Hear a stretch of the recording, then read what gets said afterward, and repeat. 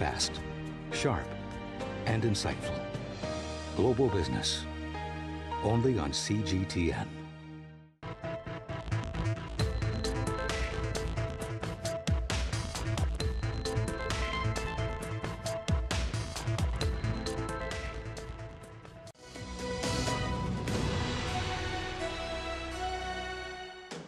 Welcome back to Global Business. Now let's recap the day's top business headlines.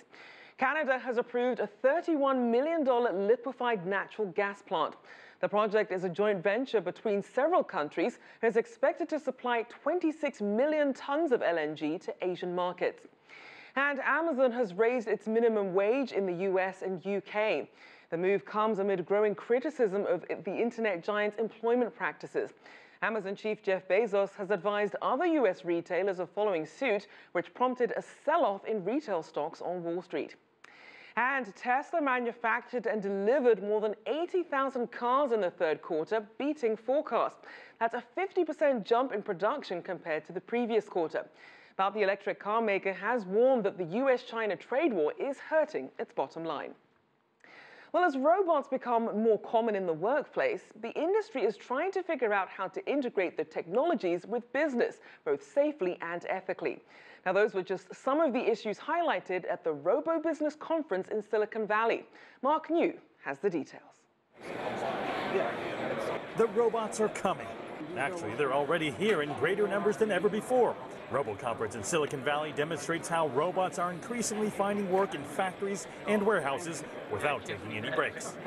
The startup Rover Robotics has created this platform for any company to build robotic applications on top of it for just $4,000. It's technology that's used by bomb squads and first responders. The hope is to spread it to other verticals like agriculture and warehouses. Cheaper, faster, and smarter. But on a scale of 1 to 10, with 10 being most concerned, where does the head of Santa Clara University's Director of Technology Ethics rank his concern about the future of robotics and artificial intelligence? So I'm about at a level 8 or 9. The world already has plenty of problems in it, right? And AI and robotics and machine learning technologies are just going to take the problems we already have and amplify them. Is this dangerous? Is this risky? And the answer is, I think, clearly yes. Green's department has developed an ethics curriculum for companies such as Google's Lab for Secretive Projects, known as X. Green cites AI and weapon systems as his biggest concern, saying that he can envision the technology getting away from humans. We feel like we want to have control, but at the same time we want to delegate lots of powers to the technology.